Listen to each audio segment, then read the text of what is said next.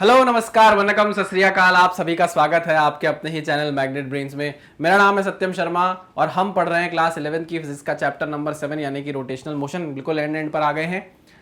कल हमने angular momentum देखा, कंजर्वेशन ऑफ एंगुलर मोमेंटम देखा, है ना।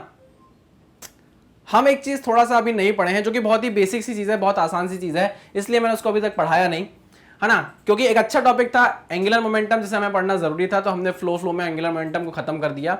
अब उसके बाद एक टॉपिक आता है रोटेशनल काइनेटिक एनर्जी का, जिसे हमें अभी पढ़ना बाकी है। देखिए रोटेशनल काइनेटिक एनर्जी हम पढ़ेंगे, उसके अंदर सारी चीजें लगभग सारी चीजें कवर हो जाएंगी। जैसे कि वर्क डन बाय टॉर्क खत्म हो जाएगा, जैसे कि हम वर्क एनर्जी थ्योरम लगा देंगे, वर्क काइनेटिक एनर्जी थ्योरम लगा देंगे किसमें, अपने रोटेशनल मोशन में। कंजर्वेशन ऑफ मैकेनिकल एनर्जी हम उसी में पढ़ लेंगे, ठीक है ना। ये सारी चीजें हम उसी लेक्चर में खत्म करने की कोशिश करेंगे या उसी से रिलेटेड लेक्चर में खत्म करने की कोशिश करेंगे।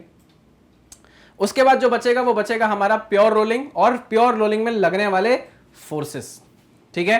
जब हम ये पढ़ लेंगे तो उसके बाद लास्ट टॉपिक हमारा बचेगा कि भैया इंक्लाइंड प्लेन में कैसे रोलिंग मोशन होता है। अच्छा, इन लेक्चर्स के बीच में हम फ्रिक्शन के बारे में बात करेंगे कि फ्रिक्शन का क्या इंपॉर्टेंस है रोलिंग मोशन में, ठीक है। रोलिंग मोशन अगर हो रही है तो जहां पर पॉइंट ऑफ कॉन्टैक्ट है वहां फ्रिक्शन क्या होने वाला है, ठीक है। इंक्लाइंड प्लेन में फ्रिक्शन की जरूरत है तो क्यों है, नहीं है तो क्यों नहीं है, सारी चीजों की बात हम करने वाले हैं लगातार, ठीक है। और उसके बाद हम रैप अप कर देंगे अपने एनसीईआरटी क्वेश्चंस और खत्म कर देंगे भाई इस चैप्टर को। बहुत लंबा चला, रोलिंग बहुत बड़ा चैप्टर है, बहुत बड़ा टॉपिक है, बहुत ही बड़ा टॉपिक है बाबा, है ना। चलिए भाई, तो आपको पता है जैसे कि मैग्नेट ब्रेन्स क्या कर रहा है भाई, आपको 100% फ्री एजुकेशन। मैं फ्री की बात करता हूं तो फ्री के साथ ये भी बोलना चाहता हूं, बहुत इंपॉर्टेंट है जो कि बोलना भी चाहिए और गर्व होना चाहिए इस बात पे कि हम फ्री के साथ साथ क्या दे रहे हैं भाई, क्वालिटी एजुकेशन दे रहे हैं। क्वालिटी से कोई कॉम्प्रोमाइज आपके साथ नहीं किया जा रहा है, ठीक। A to Z सारी चीजें आपको यहां पर कवर कराई जा रही हैं। बस थोड़ी चीजें क्वेश्चंस में कुछ हो सकता है कि अभी हम उतने प्रैक्टिस नहीं कर पा रहे हो, क्योंकि हमको पढ़ना भी जरूरी है ना। टॉपिक्स भी ये सारे कवर करने की जरूरत है, इसलिए हम कुछ क्वेश्चन कर रहे हैं, ऐसा नहीं कि क्वेश्चन नहीं कर रहे हैं। लेकिन हाँ, नंबर ऑफ क्वेश्चंस आपको IIT JEE की जब हम प्रैक्टिस करेंगे डेडिकेटेडली, तब आपको क्वेश्चंस का भंडार ज्यादा मिलेगा, तब मैं थ्योरी की बात आपसे कम कर दूंगा, ठीक है। चलिए भाई, तो करते हैं आज की क्लास को स्टार्ट, लेकर प्रभु का नाम। तो भाई पहला टॉपिक जो हमें आज पढ़ना है वो है रोटेशनल काइनेटिक एनर्जी और उसका डेरिवेशन देखना है हमें आज, ठीक है।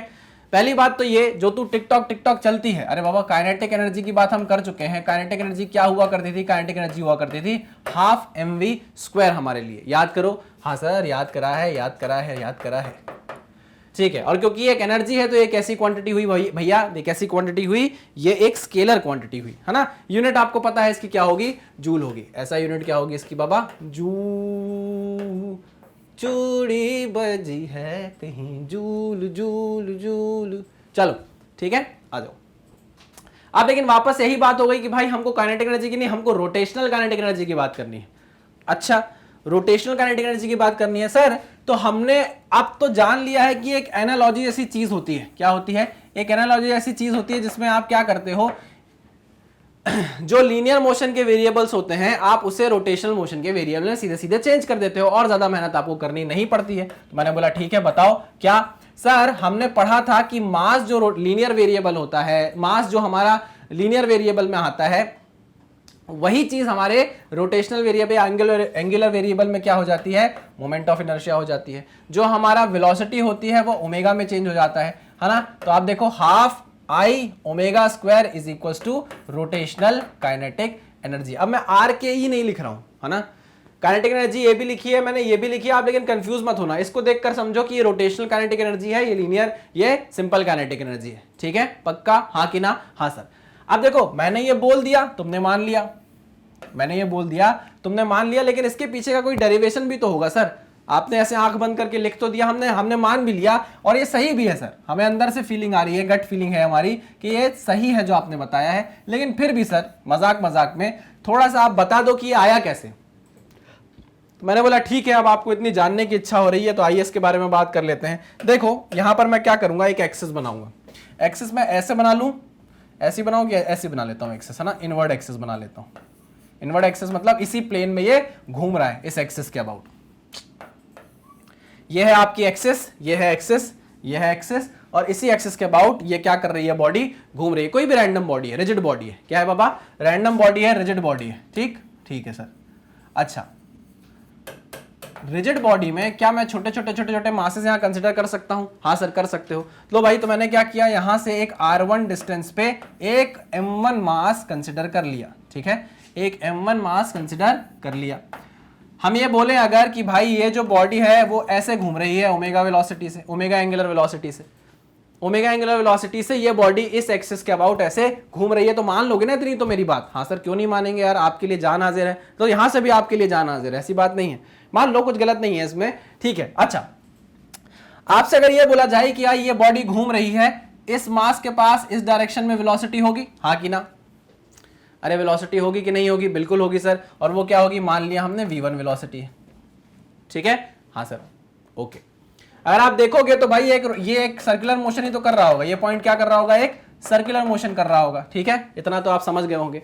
हाँ सर। अच्छा, मैं एक और कोई पॉइंट ले लूं तो, एक ये मास ले लिया मैंने, पॉइंट बोल रहा हूं, एक और मास ले लूं तो, ये m2 मास ले लिया मैंने, जिसका यहां से रेडियस कितना है भाई?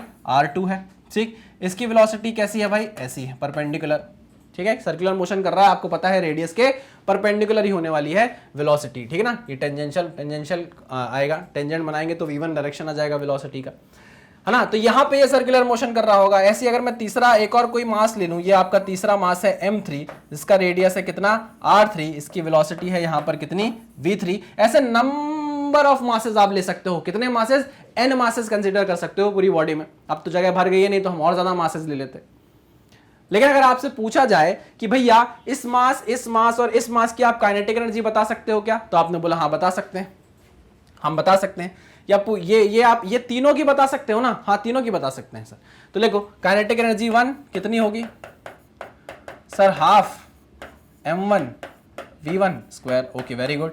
काइनेटिक एनर्जी सेकंड मास की कितनी होगी sir? Half m2 v2 square. Kinetic energy तीसरे मास की कितनी होगी? हाफ, तीसरे मास की कितनी होगी? Half m3 v3 square, m1 v1 square, m2 v2 square, n3 v3 square. अगर मान लो n मासेस होते तो आप n मासेस की क्या लिख देते भाई? nth मास की क्या लिखते? nth मास की आप लिखते mn vn स्क्वायर, हाँ कि ना। अगर टोटल रिजिड बॉडी की, पूरे रिजिड बॉडी की मैं आपसे बोलूं भैया काइनेटिक एनर्जी बता दो, तो आप बोलोगे कि भाई स्केलर क्वांटिटी ऐड कर दो, है ना। तो मैंने बोला ठीक है, बिल्कुल सही बात है, आप कुछ भी गलत नहीं बोल रहे हो। तो टोटल काइनेटिक एनर्जी आप लिखते हैं half m1 v1 square plus half m2 v2 square plus half m3 v3 square up to half mn vn square. क्या इसमें कुछ गलत बात बोली मैंने? नहीं सर, कुछ भी गलत नहीं बोला। आप तो बस करते जाओ सर, जहां हमें कुछ गलत लगेगा आपको तुरंत कमेंट में बता देंगे। बोले आप तो छोड़ेंगे नहीं सर, आपको तो कमेंट में तुरंत बता देंगे कि आपने क्या सही किया, क्या गलत किया। बाबा कभी छोटी मोटी कोई गलती मुझसे हो जाए तो माफ कर देना, बड़ी गलती भी हो जाए तो मुझे माफ कर देना, कमेंट में लेकिन जरूर बताना, है ना। उस चीज को बिल्कुल रेक्टिफाई किया जाएगा, क्योंकि ह्यूमन है भाई, ह्यूमन एरर हो जाती है। आइए, ये हो गया m1 v1 square, m2 v2 square, चलिए सब कुछ लिख लिया। अब यहां पर अगर मैं आपसे पूछूं भाई इस वेलोसिटी को, इस v1 वेलोसिटी को आप टेंजेंशियल वेलोसिटी ही बोल रहे हो? हाँ सर। तो क्या मैं ऐसा बोल सकता हूं कि जो v1 है वो और कुछ नहीं r1 ओमेगा है, हाँ कि ना? नहीं सर, r1 ओमेगा 1 होगा सर। अच्छा, v2 क्या होगा? v2 होगा सर r2 ओमेगा 2 होगा सर। अच्छा, ठीक है। v3 क्या होगा सर? v3 होगा r3 ओमेगा 3, और ऐसे करते हुए सर जो vn होगा वो होगा rn ओमेगा n। अच्छा, क्या ये बात सही है? क्या ये बात सही है? मुझे कमेंट बॉक्स में तुरंत वीडियो को रोको और पॉज करो और उसमें कमेंट जाके बताओ कि क्या मैंने ये चीज सही लिखी है। क्या ये बात मैंने सही लिखी है? नहीं सर, बिल्कुल सही नहीं लिखी सर। आप ही ने हमको पढ़ाया था कि जब रोटेशनल मोशन होता है, जब बॉडी रोटेशनल मोशन कर रही होती है, तो हर पार्टिकल की, बॉडी के हर पार्टिकल की एंगुलर वेलोसिटी क्या होती है? सेम होती है। बाबा ये पेन का मैंने एग्जांपल नहीं लिया था कि अगर एक पॉइंट यहां ले लिया पेन का, एक पॉइंट यहां ले लिया, एक पॉइंट यहां ले लिया, 5 सेकंड बाद अगर पेन ऐसा आ गया, मान लो 60 डिग्री का एंगल कवर किया, 5 सेकंड में आपके पेन ने 60 डिग्री एंगल ट्रेवल कर लिया, तो आप ये बताओ ना, पेन का हर पार्टिकल, हर पॉइंट 60 डिग्री एंगल ही तो कवर कर रहा है। कितने सेकंड में? 5 सेकंड में, हाँ कि ना। तो 60 डिग्री का एंगल, उसको रेडियन में चेंज करो, डिवाइड बाय 5 सेकंड, आपको ओमेगा मिल जाएगा और सारे पॉइंट का ओमेगा सेम आएगा। ऐसे ही एंगुलर एक्सेलरेशन में भी होता है, ऐसे ही एंगुलर डिस्प्लेसमेंट में भी होता है। सारी बातें क्लियर की थी ना? कसम से, पक्का, मेरी कसम की नहीं? हाँ सर। तो सर यहां से हमें समझ में आ गया कि सारे पार्टिकल की जो ओमेगा होगी वो सेम होगी, हाँ रेडियस अलग अलग हो सकती है, ठीक है। तो मैंने बोला अगर इतना समझ में आ गया तो इसको उठाओ यहां पर पुट कर दो। तो आपने बोला सर आप ही कर रहे हो तो आप ही करो ना ये काम, हम क्यों करें। अरे लेकिन बाबा पेन और कॉपी लेकर बैठा करो, ये सारी चीजें आपकी पेन और कॉपी में। देखो जो भी मैं आपसे बोलता हूं, जो यहां लिख नहीं रहा हूं वो भी नोट्स है, जो मैं बोल रहा हूं जो यहाँ पे लिखा नहीं है वो भी नोट्स है, आप उसको भी अपनी कॉपी में लिखते जाया करो, तभी एक प्रॉपर नोट्स बनेंगे। चलिए यहाँ वैल्यू पुट करता हूं, हाफ m1 v1 की वैल्यू है r1 omega square, r1 square omega square plus half m2 r2 square omega 2 omega square, ठीक है, plus half m3 r3 square omega square plus up to half mn rn square omega square. सही कहा कि नहीं कहा? बिल्कुल सही कहा। इन सारी चीजों में क्या कॉमन है भाई? ओमेगा कॉमन है, ओमेगा बाहर निकाल लें। हाँ सर ओमेगा बाहर निकाल लो, अंदर क्या बचेगा? अच्छा हाफ और ओमेगा बाहर निकाल लेते हैं, हाफ और ओमेगा स्क्वायर बाहर निकाल लेते हैं। आइए हाफ और ओमेगा स्क्वायर बाहर निकाल लेते हैं। चलो कलर बदलो, कलर बदलो, कलर बदलो। चलो कलर तो सर पिंकी बदलती थी, कलर तो सर पिंकी ने बदला सर। चलिए तो ये हो गया काइनेटिक एनर्जी टोटल। अब हम निकाल रहे हैं, हाफ हमने बाहर निकाला, ओमेगा स्क्वायर हमने बाहर निकाला, अंदर बचा क्या? r1 square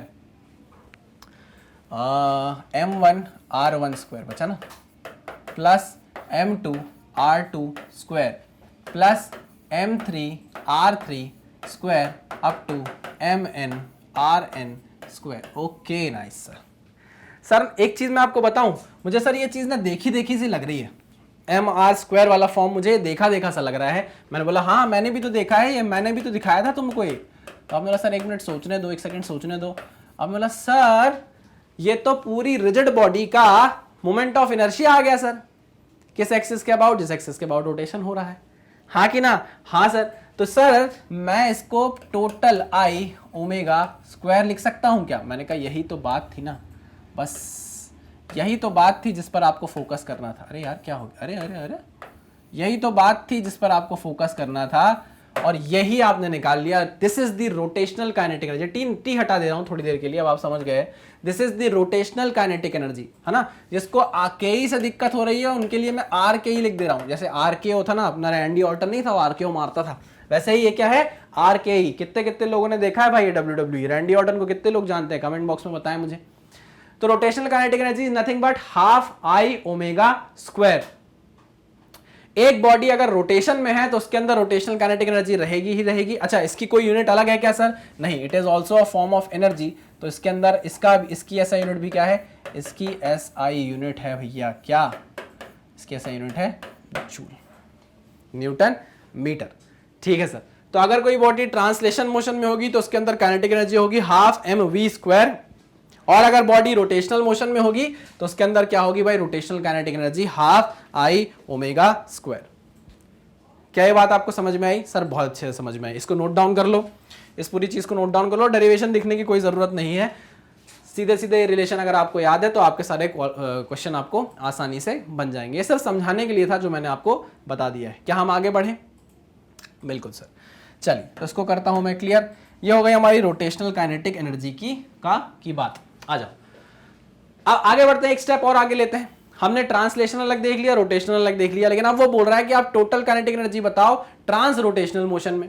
trans rotational motion में आप बताओ टोटल काइनेटिक एनर्जी। बाबा ट्रांस रोटेशनल मोशन क्या होता है? This is the trans rotational motion. मान लीजिए सेंटर ऑफ मास सी है तो इसकी वेलोसिटी कितनी हो गई भाई? वीसी। ये क्या कर रहा है भाई? इस सरफेस पे आगे की तरफ भी चल रहा है और रोल भी कर रहा है ना। इसको हम बोलते हैं प्लेनर मोशन या प्लेन मोशन, और इसी को आप आगे जाके पढ़ोगे किसके नाम से? रोलिंग के नाम से, है ना। उसमें स्पेशल केस भी आएगा जिसको आप बोलोगे क्या? प्योर रोलिंग, जो सबसे इंपॉर्टेंट है, जिसके बारे में हमको सबसे ज्यादा बात करनी है। लेकिन अभी हम इसके बारे में बात नहीं करेंगे, अभी सिर्फ इतना समझेंगे कि हाँ इस बॉडी में आगे की तरफ बढ़ने वाली वेलोसिटी भी है और रोटेशन भी है। अच्छा एक काम की बात जो मैं आपसे कर लूं, अगर मैं कोई भी रैंडम पॉइंट चुन लूं, एक पॉइंट ये, एक पॉइंट ये, एक पॉइंट ये, एक पॉइंट ये, एक पॉइंट ये, एक पॉइंट ये, एक पॉइंट ये, मुझे बताओ सारे पॉइंट, क्या सारे पॉइंट इसी वीसी वेलोसिटी से आगे की तरफ चल रहे होंगे? मुझे बता दो। क्या इसी वीसी वेलोसिटी से सारे पॉइंट आगे की तरफ चल रहे होंगे? सर बिल्कुल चल रहे होंगे सर। क्यों? क्योंकि भाई पूरी बॉडी एक साथ आगे बढ़ेगी ना, भाई पूरी बॉडी एक साथ आगे बढ़ेगी ना। अगर ये व्हील मान लो, ये कुछ भी है, रिंग है, सिलेंडर है, कुछ भी मान लो, मैं व्हील बोल दे रहा हूं उसको, कि अगर ये व्हील आगे बढ़ रहा है तो व्हील में जितने पार्टिकल हैं वो सबके सब आगे बढ़ेंगे ना उसी ही वेलोसिटी के साथ, नहीं तो कोई पार्टिकल पीछे नहीं छूट जाएगा। हाँ सर, अगर मैं आगे बढ़ रहा हूं तो मेरी बॉडी का हर पॉइंट मेरे साथ आगे बढ़ रहा है। हाँ कि ना? कभी ऐसा देखा मैं आगे बढ़ रहा हूं और हाथ पीछे रह जाए? ऐसा कभी देखा है? नहीं, क्योंकि मेरी पूरी बॉडी की वेलोसिटी क्या है? VC VC VC VC VC VC VC. अच्छा, दूसरी बात, हर पॉइंट के पास एंगुलर वेलोसिटी है जो सेम है। हर पॉइंट के पास क्या है भाई? एंगुलर वेलोसिटी है। देखो, हर पॉइंट के पास एंगुलर वेलोसिटी है जो कि क्या है भाई? ओमेगा है। जो क्या है? ओमेगा है। ध्यान रखिएगा इस बात को, जो क्या है? ओमेगा है। ठीक है, थोड़ा ऐसा बना दिया मैंने, ये ऐसा जाएगा, है ना? ऐसा ऐसा ऐसा और ऐसा। ठीक, ओमेगा ओमेगा का एंगुलर वेलोसिटी है सारे पॉइंट के पास। ठीक है सर, समझ में आया। ठीक है ना? अच्छा, अगर हम टोटल काइनेटिक एनर्जी की बात करें तो कितना आसान है, कितना आसान है। आप इस मोशन को दो मोशन में तोड़ लो। क्या कर लो? इस मोशन को दो मोशन में तोड़ लो। एक मोशन बनाओ ऐसा, अरे काले कलर चाहिए मुझे क्या चाहिए? मुझे काला कलर चाहिए। ये लो, एक मोशन ये बनाया हमने, एक मोशन ये बनाया हमने। समझने की कोशिश करना मैं क्या कर रहा हूं। सिर्फ तोड़ा है, सिर्फ तोड़ा है। संधि विच्छेद पढ़ा है आपने? संधि विच्छेद पढ़ते थे ना अपन बचपन में। चलो, क्या किया है इसमें मैंने? सिर्फ और सिर्फ कौन सा मोशन कंसिडर किया? Translation motion. कौन सा मोशन कंसिडर किया?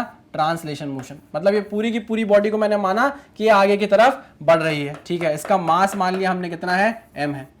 सिमिलरली इस बॉडी का मास भी क्या है भाई? m है। ऐसा तो नहीं है कि थोड़ा दो अलग अलग तरीके से देख रहे हैं तो इसको m/2 इसको m/2 ले ले। नहीं नहीं नहीं नहीं नहीं, बॉडी वही है बाबा, बॉडी थोड़ी ना आधी आधी हो जाएगी। दूसरी बार में हमने देखा कि यार ये तो रोटेशन मोशन कर रहा है। क्या कर रहा है भाई? ये कर रहा है रोटेशनल मोशन। रोटेशनल मोशन कर रहा है ओमेगा एंगुलर वेलोसिटी से। ठीक है, हाँ सर। तो हम जानते हैं भाई इंडिविजुअली इन दोनों केसेस में क्या काइनेटिक एनर्जी हो सकती है। तो भाई हम लिखते हैं आंख बंद करके उसको कि kinetic energy in translation motion is half m vc square. Similarly rotational, यहां पे काइनेटिक एनर्जी नहीं रहेगी, यहां रोटेशनल काइनेटिक एनर्जी रहेगी। ठीक है ना? जिसका फॉर्मूला क्या निकल कर आएगा भाई? Half I omega square. Half I omega square. ठीक है सर। तो अगर आपसे पूछा जाए भाई कंबाइंड के लिए बता दो, तो आप बोलोगे total kinetic energy is equals to translational kinetic energy plus rotational kinetic energy is equals to half m vc स्क्वायर plus half I omega square. ये आप याद रखेंगे। ये आप क्या करेंगे भाई? याद रखेंगे। आपको कहीं भी क्वेश्चन आ सकता है जहां पर ये फॉर्मूला आपको लगाना पड़ सकता है। ठीक, बहुत सिंपल सी चीज, ज्यादा टाइम लगाना चाहिए क्या इसको पढ़ने में? नहीं सर, ये तो बहुत ही क्या है, हलवा चीज थी। चलिए इसको भी आप नोट डाउन कर लीजिए, स्क्रीनशॉट ले लीजिए, जो भी आपको लेना है। तो हम आगे बढ़ते हैं, आइए क्लियर करते हैं इसको। नेक्स्ट, अब इंपॉर्टेंट चीज आ गई भाई, work done by torque. Work done by torque, अभी तक हमने ये चीज पढ़ी नहीं थी, है ना? इस चीज पर थोड़ा ध्यान देंगे, थोड़ा एम्फेसिस करेंगे। बहुत अच्छा टॉपिक है, बहुत इंपॉर्टेंट टॉपिक है क्वेश्चंस बनाने के लिए, है ना? टॉर्क क्या वर्क कर रहा है हमें ये देखना है। अच्छा, टॉर्क क्या वर्क कर रहा है ये देखने से पहले हम ये जान लें कि टॉर्क बना किससे था। टॉर्क बना था किससे? टॉर्क बना था सर R क्रॉस F से, जिसको हम बोल रहे थे कि टॉर्क इज नथिंग बट, अरे यार ये मिटता क्यों नहीं है, हरा कलर क्यों आ जाता है? इसको हम बोल रहे थे torque is nothing but F into R perpendicular और R इंटू F परपेंडिकुलर। याद है क्या? हाँ सर याद है ना यार, कैसी बात कर रहे हो सर? ठीक, मतलब फोर्स को एक परपेंडिकुलर डिस्टेंस चाहिए या डिस्टेंस को एक परपेंडिकुलर फोर्स चाहिए, तो आप क्या बना ले रहे थे? एक टॉर्क बना ले रहे थे। लेकिन हम अभी वर्क डन बाय टॉर्क को नहीं जानते, हम जानते हैं सिर्फ वर्क डन को। हम जो पढ़ कर आए हैं वो सिर्फ और सिर्फ वर्क डन पढ़ कर आए हैं, जो आपने पढ़ा है F.S, है ना? या आप बोल सकते हो इसको क्या? Fs cos theta. हाँ कि ना? हाँ। इसका क्या मतलब होता था? इसका मतलब होता था work done is equals to, इसका क्या मतलब होता था?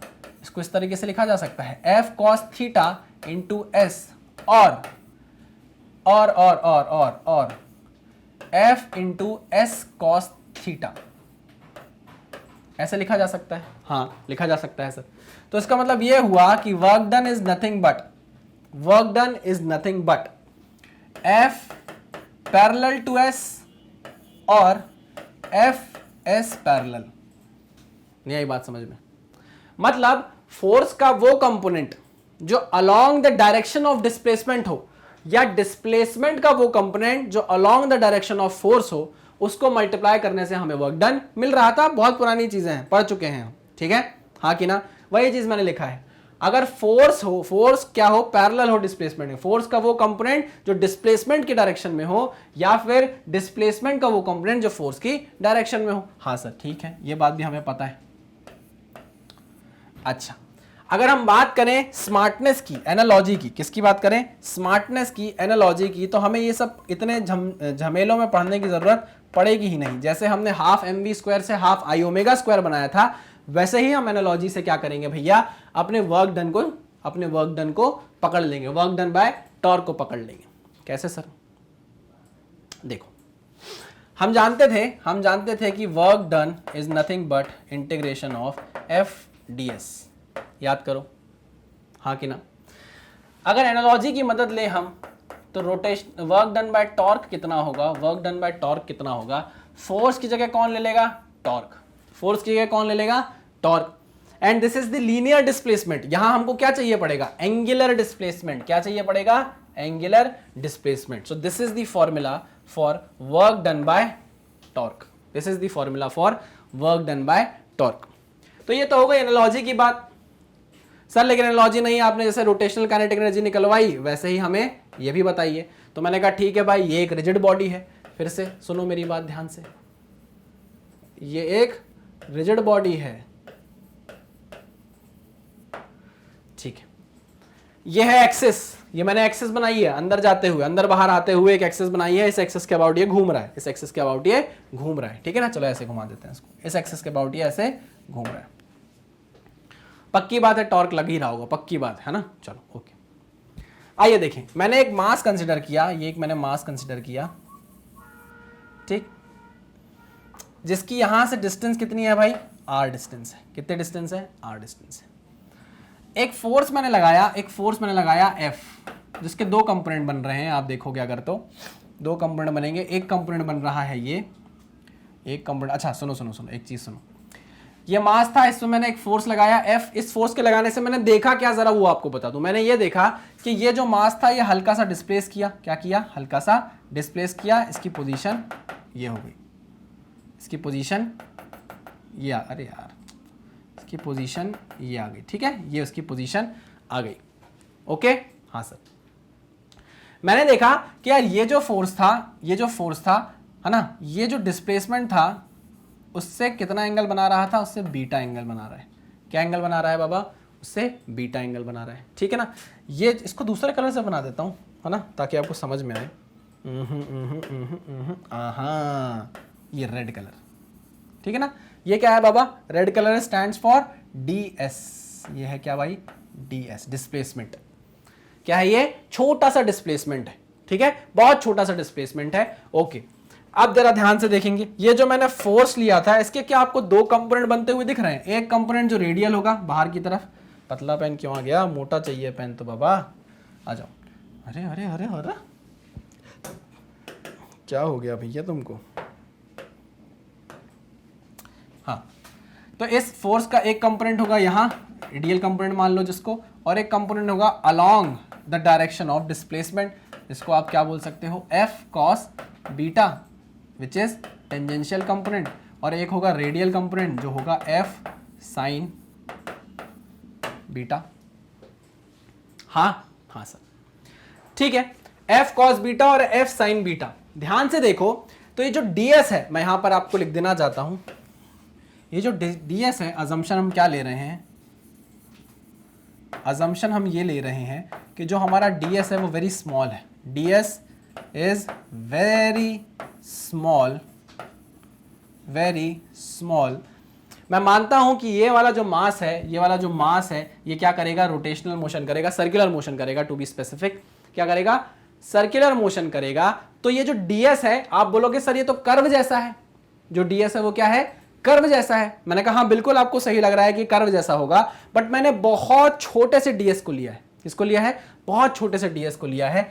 समझने की कोशिश करेंगे, अगर ये आपके पास सर्कल है ना, और मैं इसका छोटा सा ये पार्ट काट लूं, छोटा सा ये पार्ट काट लूं, तो ये मेरे को छोटा सा पार्ट कैसा दिखेगा, सीधी लाइन जैसा दिखेगा। कैसा दिखेगा, सीधी लाइन जैसा दिखेगा, है ना। इसलिए मैं बोल रहा हूं कि ये जो ds है इट इज वेरी स्मॉल, तो हम एक ds को क्या ले सकते हैं, क्या ले सकते हैं, एक लाइन जैसा कंसिडर कर सकते हैं, है ना। एक छोटी सी सीधी स्ट्रेट लाइन जैसा कंसिडर कर सकते हैं। ये लिख देता हूं मैं, स्ट्रेट लाइन जैसा कंसिडर कर सकते हैं।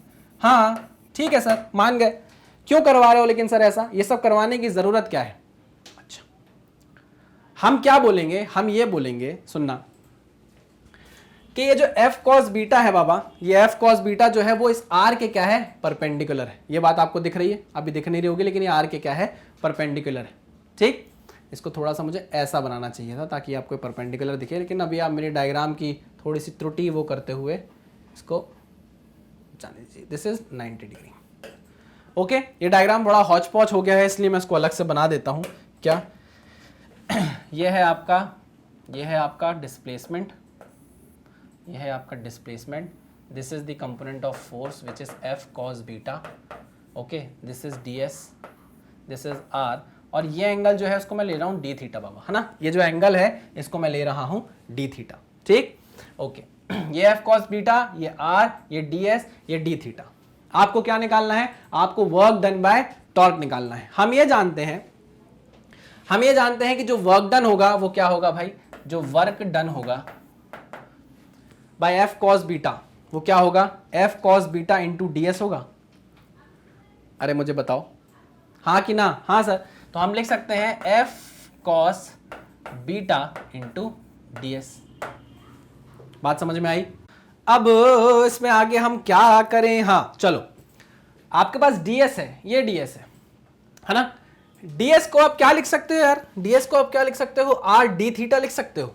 सर आप तो इसको कर्व मान ही नहीं रहे थे, आप तो इसको स्ट्रेट लाइन मान रहे थे। अरे बाबा, कर्व मान रहा हूं मैं, लेकिन इमेजिन कर रहा हूं स्ट्रेट लाइन जैसा, है ना। उसकी लेंथ तो आर डी थीटा से ही निकालूंगा ना। ds अगर कोई मुझसे पूछे कितनी लेंथ है उसकी, तो आर डी थीटा से ही तो निकलेगी। हाँ सर, तो ठीक है, हम निकालते हैं work done is equals to f cos beta, ds is R D theta. My boy, my bro, R D theta. Okay, nice. मुझे बताओ, ये f cos बीटा और ये r देख के आपको कुछ याद आ रहा है क्या, क्या है ये। f cos बीटा और r के बीच में 90 डिग्री का एंगल है। f cos beta into r आपको क्या दिख रहा है सर, ये तो हमको टॉर्क दिख रहा है, टॉर्क। ये तो हमको क्या दिख रहा है सर, टॉर्क दिख रहा है। अच्छा, बिल्कुल टॉर्क है बाबा ये। तो आप देखो वर्क डन क्या निकल आया आपका, वर्क डन आपका निकल कर आया टाउ इंटू डी थीटा। इसी के बारे में बात हो रही थी क्या, हाँ सर, इसी के बारे में बात हो रही थी। f डॉट डी एस जैसा ही आपका था वैसे ही आपका ये वर्क डन है। ठीक है, ओके, छोटे छोटे वर्क डन थे बाबा ना, मैंने WD लिख दिया है, छोटे छोटे वर्क डन है, बाद में इंटीग्रेशन लग जाएगा तो फॉर्मूला यही आने वाला है, टाउ डी थीटा। जो बात हम पहले कर चुके थे वही बात हमने यहाँ पर डिराइव करके कर लिया, कोई बड़ी बात नहीं है, कोई ऐसा तीर नहीं मार लिया मैंने, ना कोई और तीर मारेगा अगर ये चीज समझ लेगा तो, या इसको सॉल्व कर लेगा तो। ठीक है, इतना ही, इतना समझने के बाद भी हम क्वेश्चन पर शिफ्ट कर सकते थे, मूव कर सकते थे, ये सब समझने की हमको जरूरत नहीं थी। अच्छा सर, ये आपने क्यों 30 मार खान वाला काम किया, ये नक्काशी क्यों की है आपने, सीधे सीधे भी तो बता सकते थे एक फोर्स लगा के। हाँ बिल्कुल आप सही बोल रहे हो कि मैं सीधे सीधे करके फोर्स लगा के बता सकता था कि ये परपेंडिकुलर फोर्स लग रहा है, बट कभी आपके दिमाग में डाउट ना आ जाए कि अगर आपको ऐसा कोई फोर्स दिया हुआ, इंक्लाइंड फोर्स दिया हुआ हो, तो आप ये जरूर समझ लेना कि उसका आप वो कंपोनेंट लोगे जो अलोंग द डिस्प्लेसमेंट होगा, along the direction of displacement होगा। बस ये समझाने के लिए किया है, बाकी इसकी तो कोई जरूरत वैसे भी आपको नहीं। अरे बाबा, फोर्स परपेंडिकुलर है ना ds के, तो वैसे भी इसका कोई वर्क डन नहीं निकलेगा, है ना। चलो भैया, cos 90 0 हो जाएगा ना। ठीक है, ये बात समझ में आई, हाँ सर समझ में आई। इसको मिटा दूं, मिटा दो सर। आगे बढ़ते हैं भाई, देखते हैं और क्या आने वाला है हमारी झोली में। चलिए भैया, अच्छा वर्क डन है, यूनिट जूल ही होगी, है ना। ठीक, आओ भर दो झोली। ओहो, ये तो क्वेश्चन आ गया बाबा, ये तो क्वेश्चन आ गया बाबा, सीधा सीधा सीधा। क्या, a disk of mass m and radius capital R is placed on a smooth horizontal surface a horizontal force F is acting at the top most position of the disc, ये लग रहा है, ठीक है। Find the work done by the force in rotating and translating the disc. अच्छा, दोनों type के work बोल दिया अब आपको करने को। फोर्स एक ही है लेकिन वो दो टाइप के वर्क परफॉर्म कर रहा है, वो खुद ही बता रहा है आपको। Find the work done by the force F in rotating and translating the disc if its center of mass moves through the distance x and body rotates through the angle theta। अच्छा, ठीक है, तो यहां पर जो समझने वाली बात है जरा उसको समझेंगे। सोल्यूशन डालूंगा मैं यहां पर और बात को समझेंगे कि यहां पर दो टाइप का है। जो टोटल वर्क हो रहा है, जो टोटल वर्क हो रहा है, जो total work done by force है, वो work done by force in translation motion है plus work done by force in rotational motion है। ये बात आपको याद रहेगी, याद क्या रहेगी, बोला ही हुआ है उसने, ठीक है। जरा इसको छोटे छोटे डायग्राम बना के मैं समझाने की कोशिश करता हूं कि ये जो F फोर्स है, ये जो F फोर्स है वो क्या करेगा। देखो, ओ हो ला ला ला ला ला ला ला ला। ये जो F फोर्स है जो यहां पर लगा हुआ है कैपिटल F, ठीक, ये F फोर्स अगर आप इस बॉडी पर लगता है, थोड़ी देर बाद आप देखोगे बॉडी आगे आ जाएगी कि नहीं आ जाएगी, बिल्कुल आ जाएगी। तो उसने बोला ये जो बॉडी आगे आई है ना, हम सेंटर ऑफ मास से देख लेते हैं कि सेंटर ऑफ मास कितना आगे बढ़ा। तो सेंटर ऑफ मास उसने बोला भाई x आगे बढ़ गया, है ना। मान लीजिए कि आपका सेंटर ऑफ मास कितना आगे बढ़ा, through the distance x and the body rotates through angle theta. तो बाबा ये तो ट्रांसलेशन मोशन हुआ। ये कौन सा मोशन हुआ, ट्रांसलेशन मोशन हुआ। अब इसी को जरा रोटेशनल की तरफ से देख लें, है ना, दूसरे रास्ते से चलते हैं और रोटेशनल मोशन की तरफ से देखते हैं इसको। तो बाबा ये मैं छोटा इसलिए बना रहा हूं क्योंकि हमारे पास जगह की थोड़ी सी कमी है। अगर ये रोटेशनल मोशन करेगा तो क्यों करेगा, क्या रीजन है रोटेशनल मोशन होने का, ध्यान से देखो। ये जो फोर्स है, इस फोर्स के पास एक परपेंडिकुलर डिस्टेंस जो कि कैपिटल R है। ये फोर्स एक परपेंडिकुलर डिस्टेंस R से मल्टीप्लाई हो रहा है, तो क्या जनरेट करेगा, टॉर्क जनरेट करेगा। क्या जनरेट करेगा, टॉर्क जनरेट करेगा। ये इस डायरेक्शन में घूम जाएगी, है ना, इसी डायरेक्शन में तो घुमा रहा है, ये देखो इसी डायरेक्शन में तो घुमा रहा है। ये फोर्स है परपेंडिकुलर डिस्टेंस, इसी डायरेक्शन में तो घुमा रहा है, ठीक है। हाँ सर, ये ओमेगा की डायरेक्शन नहीं है, मतलब ओमेगा डायरेक्शन तो क्या होगी, ओमेगा की डायरेक्शन तो होगी इनवर्ड। मैं बता रहा हूं ऐसे चक्का, ऐसे आपका व्हील है ना, क्या है, डिस्क है, वो इस तरीके से घूमेगी, ठीक है। Through a distance x and body rotates through an angle theta. मान लीजिए ये पॉइंट P हमने कंसीडर किया, ये पॉइंट P हमने कंसीडर किया। t टाइम के बाद F फोर्स लगने के बाद P पॉइंट यहां आ गया, ठीक है, यहां आ गया P पॉइंट। तो कितना ट्रैवल कर गया, x डिस्टेंस ट्रैवल कर गया। अब t टाइम बाद ही हमको देखना है, क्योंकि भाई ये साथ में आगे भी चल रहा है और रोटेट भी हो रहा है, आगे भी चल रहा है और रोटेट भी हो रहा है, तो धीरे धीरे आगे भी चलेगा और रोटेट भी होता रहेगा, है ना। तो हम क्या कर रहे हैं, पार्ट इसको तोड़ ले रहे हैं। हमने इसको पहले ट्रांसलेशन में तोड़ा, P पॉइंट यहां से यहां ले आया सीधा चला के। अब उसके बाद ये P point centre of mass के रिस्पेक्ट में, सेंटर ऑफ मास के रिस्पेक्ट में रोटेट भी तो करेगा। नहीं आई बात समझ में बाबा, इस डायरेक्शन में इसके पास एंगुलर वेलोसिटी ऐसे घूम रहा है। तो जो P पॉइंट ऊपर था जो आप कंसिडर कर रहे थे, वो P point centre of mass के रिस्पेक्ट में मूव भी तो करेगा आगे की तरफ, हाँ कि ना, हाँ सर। और वो कितना मूव कर रहा है, थ्रू एन एंगल थीटा। तो अब आप देखो जो P पॉइंट यहां पर आया था वो थोड़ा सा आगे खिसक जाएगा, है ना। P की नई पोजीशन ये आ जाएगी, पुरानी पोजीशन ये थी, कितना मूव कर गया, थीटा एंगल। सही है, हाँ सर सही है। पूछ क्या रहा है, वो पूछ रहा है find the work done by the force F in rotating and translating the disk। तो चलो हम पहले ट्रांसलेटिंग वर्क की बात करते हैं। Work done by force in translating motion. आओ, आपका सेंटर ऑफ मास कितना आगे मूव किया, F फोर्स लगने से सेंटर ऑफ मास कितना आगे मूव किया, तो सर x आगे मूव किया, अच्छा, क्या उसी डायरेक्शन में है F फोर्स, इस डायरेक्शन, क्या डिस्प्लेसमेंट की डायरेक्शन में ही है F फोर्स, हाँ सर पैरेलल है, थीटा इनके बीच क्या है, 0 है। तो F S cos थीटा रखोगे, थीटा 0 पुट करोगे, cos 0 1 हो जाएगा। तो भाई यहां वैल्यू आ जाएगी कितनी, F into x. This is the work done by force in translating motion. कुछ गलत, कुछ गड़बड़ नहीं सर, बहुत आसान। अच्छा, अब work done by force in rotational motion in rotating the object. तो भैया उसके लिए हमको चाहिए टॉर्क, टाउ डी थीटा होता है। वो क्या होता है, टाउ डी थीटा होता है। अगर आप यहाँ थीटा 0 मान रहे हो तो यहाँ पर थीटा थीटा हो गया है, तो थीटा एफ माइनस थीटा आई क्या हो जाएगा, देखो डी थीटा, देखो टाउ डी थीटा कर ले इसको, टाउ डी थीटा कर लिया, है ना। थीटा एफ माइनस थीटा आई। टाउ के बारे में आप क्या बोल सकते हो, टाउ है एफ इंटू आर, टाउ है एफ इंटू आर, तो ये हो गया F to R theta F minus theta I. अब भाई इस पोजीशन पे हम थीटा क्या ले रहे हैं 0 डिग्री, यहां से नापना चालू कर रहे हैं तो थीटा आई हो गया 0। क्लियर है ना, एफ आर थीटा, ठीक है पक्का, ये क्या हो गया एफ आर थीटा। कोई दिक्कत, कोई परेशानी नहीं सर, कोई भी परेशानी हमको नहीं है, ठीक है। तो this is the work done by force in rotational motion. अगर आप चाहो तो इसको ऐड कर सकते हो, ठीक है। अच्छा, जिस डायरेक्शन में फोर्स है उसी डायरेक्शन में डिस्प्लेसमेंट हो रहा है तो पॉजिटिव वर्क, जिस डायरेक्शन में फोर्स है उसी डायरेक्शन में डिस्प्लेसमेंट हुआ, देखो ना पॉजिटिव वर्क। जिस डायरेक्शन में फोर्स है उसी डायरेक्शन में थीटा हुआ, एंगुलर डिस्प्लेसमेंट हुआ, देखो ना। जिस डायरेक्शन में टॉर्क जा रहा है एफ इंटू आर, जिस डायरेक्शन में जा रहा है उसी डायरेक्शन में एंगुलर डिस्प्लेसमेंट भी हो रहा है, नहीं दोनों की डायरेक्शन सेम होगी तो ये भी क्या होगा पॉजिटिव वर्क होगा, दोनों क्या हो जाएंगे एड अप हो जाएंगे, तो टोटल वर्क क्या होगा F x plus F R theta. कोई दिक्कत, कोई परेशानी नहीं। कितना सिंपल क्वेश्चन था, कितना सिंपल क्वेश्चन है, बहुत ही सिंपल क्वेश्चन, ठीक है। चलो भाई इसको नोट डाउन करो, फिर आगे चलते हैं। हाँ भैया चलें भैया, आगे बढ़े भैया। हाँ भैया, नेक्स्ट क्वेश्चन क्या है, नेक्स्ट क्वेश्चन बाबा ये पावर का है। रोटेशनल काइनेटिक एनर्जी के साथ एक छोटा सा टॉपिक होता है पावर का, तो वो पावर अलग से बताने की जरूरत नहीं है, मैं एक न्यूमेरिकल उसका आपको करा देता हूँ, आप समझ जाएंगे। क्वेश्चन है calculate the torque developed by an airplane engine whose output is 2000 HP horse power. एक हॉर्स पावर होता है मोटा मोटा 746 वॉट के बराबर, ठीक है 746 वॉट्स के बराबर।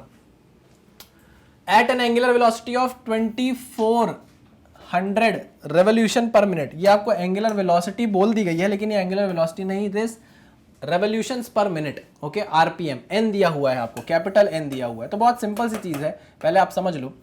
हम जानते थे अभी तक जो पावर होता था लीनियर मोशन में होता था F into V, force into velocity, है ना, यही होता था कि नहीं होता था। हाँ, अब v को हम आर ओमेगा लिख देंगे भाई, v को हम आर क्या लिख देंगे भाई, आर ओमेगा लिख देंगे, तो f इंटू आर टॉर्क बनेगा, टाउ इंटू ओमेगा आपको क्या मिल जाएगा भाई, पावर दे देगा रोटेशनल मोशन में, ये याद रखिएगा, ठीक है ना, सिंपल सी चीज।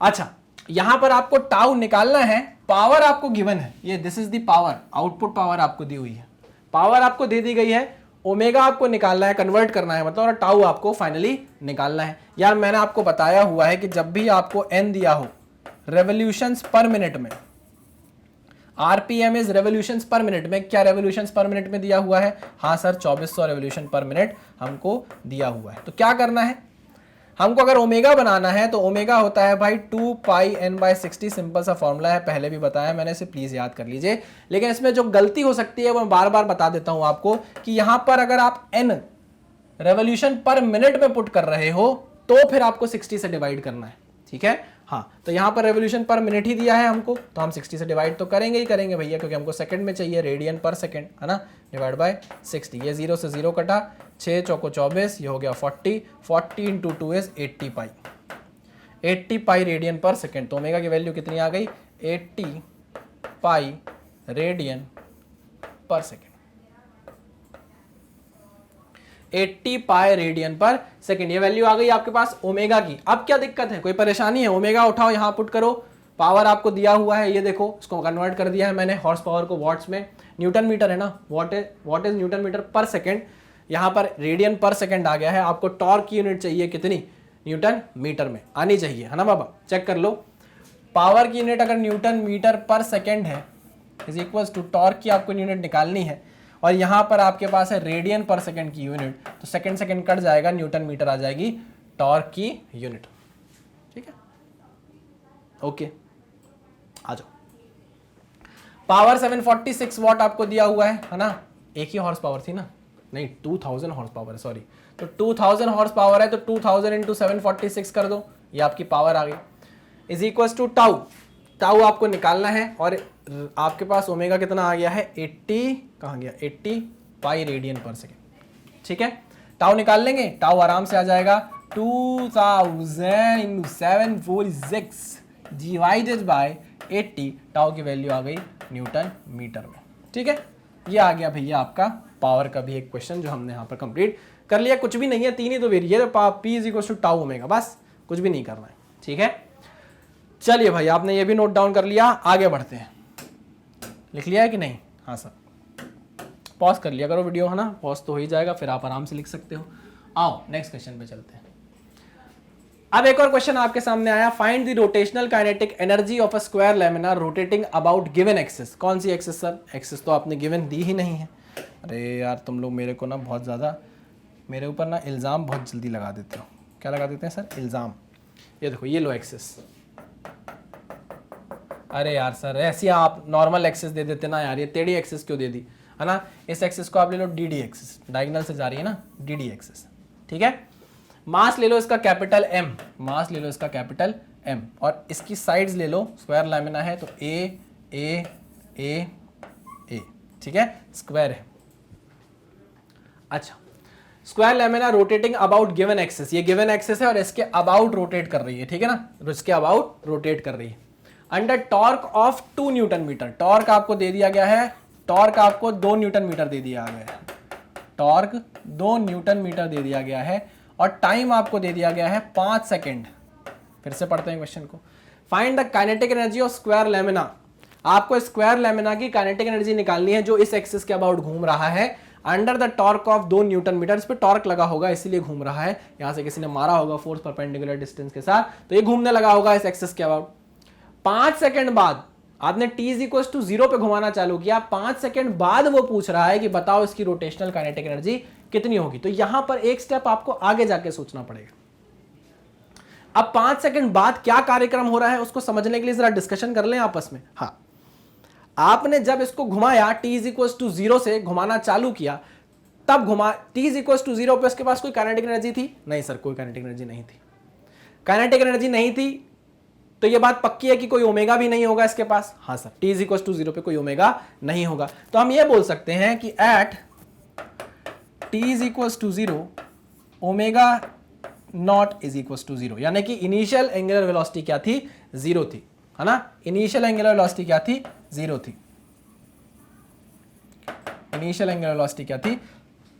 0 थी। अच्छा, तो 5 सेकंड बाद तो कुछ एंगुलर वेलोसिटी हो गई होगी ना, फोर्स लगाना चालू किया तो 5 सेकंड बाद तो कोई एंगुलर वेलोसिटी आ गई होगी, है ना। और उस एंगुलर वेलोसिटी से ही तो हमको पता करना है कि कितना रोटेशनल काइनेटिक एनर्जी होगा। हम जानते हैं कि जो रोटेशनल काइनेटिक एनर्जी होगी 5 सेकंड बाद, वो होगी आई हाफ आई ओमेगा एफ का स्क्वायर। आपको ये ओमेगा एफ पता करना है, ये ओमेगा एफ पता करना है, ठीक है ना। आई आपके पास आ जाएगा, आई हमको निकालना है, वो हम कैसे भी निकाल लेंगे, है ना। निकाल लोगे कि नहीं निकाल लोगे? ऐसे क्वेश्चन हमने किए हैं क्या कि अगर आपके पास स्क्वायर लैमिना हो तो उसके डायगोनल के अबाउट आपका मोमेंट ऑफ इनर्शिया कितना होता है? याद करो, उसका सीधा फॉर्मूला था, अगर नहीं याद है तो याद दिला देता हूं कि भैया this is the perpendicular distance, this is the perpendicular distance h, this is the perpendicular distance h, perpendicular height h। याद करो कि जब हमने ट्राइंगल के लिए मोमेंट ऑफ इनर्शिया निकालना सीखा था तो हमने बोला था भाई एक ट्राइंगल ले लो जिसका बेस है b, जिसका बेस है क्या? b, हाइट है h, मास है कैपिटल M, ठीक है। तो बेस के अबाउट जो मोमेंट ऑफ इनर्शिया होगा आई एक्स एक्स, जो मोमेंट ऑफ इनर्शिया होगा वो हो जाएगा mh²/6।